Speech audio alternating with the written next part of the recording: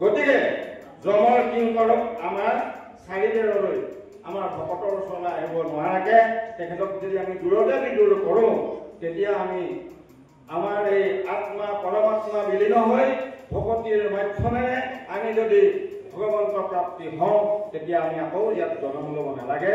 গতিকে আমি মুক্তি দ্বাৰ মানুহৰ জন্ম হ'ল মুক্তি দ্বাৰ সেইটোৱে কাৰণ আমি আকৌ জনমে জনমে চৰাকৃতি লক্ষ্যত জন্ম লৈ থাকিব নালাগে।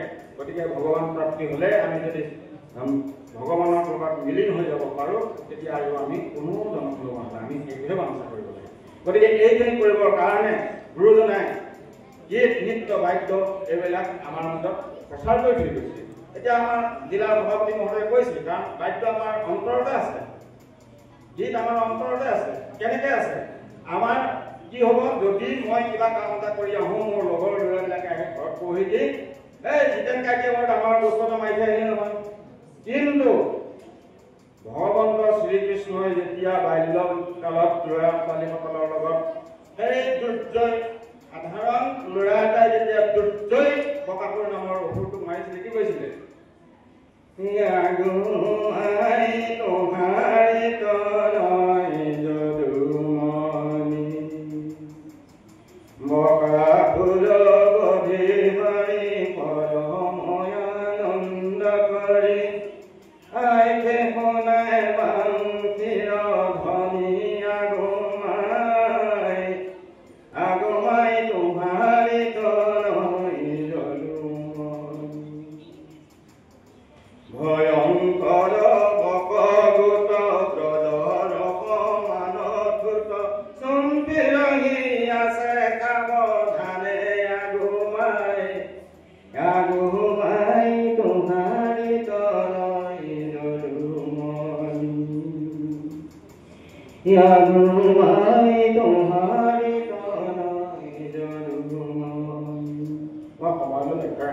চমুকে গীতটো আঘাত কৰি দিছোঁ।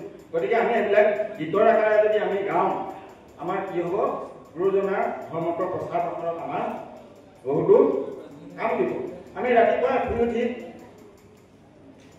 এনেই চিঞৰ বাখৰ নকৰি যদি সকলোৱে ভগৱন্তৰ চিন্তা কৰি গা ধুই আহি এষাৰ প্ৰাৰ্থনা কৰোঁ, গধূলি প্ৰাৰ্থনা কৰোঁ, ল'ৰা ছোৱালীবিলাকক আমি শিকাওঁ কাৰণ আমাৰ এই ধৰ্মটোৰ আমাৰতো আৰু বেছিদিন নাই।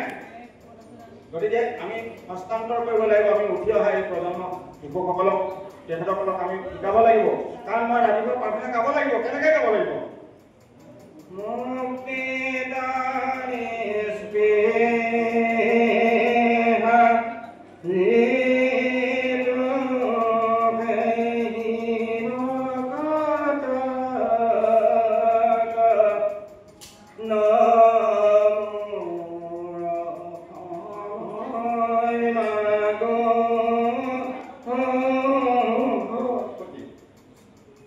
ভকতি কেনেকুৱা হ'ব লাগিব? ৰসময় ভকতি হ'ব লাগিব। ৰসময় ভকতিৰে ভগৱন্তক প্ৰাৰ্থনা কৰিব লাগিব। সেই আভাসটো ৰাতিপুৱা মই মোৰ ল'ৰা ছোৱালীক প্ৰাৰ্থনা কৰি শুনাব লাগিব। ভগৱানৰ ভাগ কেনেকৈ ভাবিব? ৰসময় ভকতি, ৰসৰে পৰিপূৰ্ণ হ'ব লাগিব। গতিকে মোক মাত্ৰ আনুষ্ঠানিকতা ৰক্ষা কৰি ক'বলৈ পোৱাৰ কাৰণে মই দুষাৰ কৈছোঁ, মই বেছি নকওঁ। আপোনালোকক এইটোকে মই ক'বলৈ কৈছোঁ গীত নৃত্য বাদ্যবিলাক আপোনালোকে নিজেই সৃষ্টি কৰা।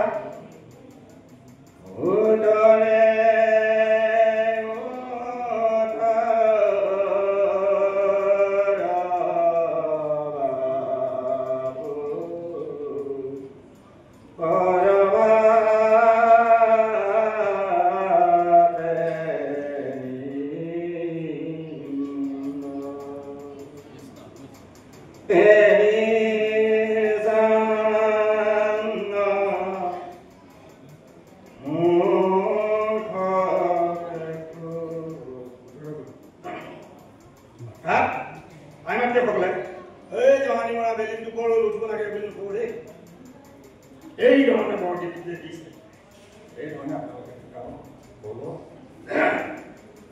খাওঁতে খাওঁতে উঠোতে বহোঁতে কৃষ্ণ কৃষ্ণ ঐ পাই উঠ উঠিব হ'ল নহয় কৃষ্ণ ঐ পাই গাটো ধুইয়াচোন প্ৰাৰ্থনা কৰোঁ ভগৱানক চিন্তা কৰোঁ গধূলি ক'ব লাগে চব চব সামৰি দিয়া ভগৱানক প্ৰাৰ্থনা কৰোঁ কৃষ্ণ কৃষ্ণ গতিকে মই বিশেষ একো নকওঁ এইবিলাকেই কথা ক'লোঁ আপোনালোক যে ইমান সময় ধৈৰ্য ধৰি আমাক এই উদ্বোধনী অনুষ্ঠানটো আগবঢ়াই দিবৰ কাৰণে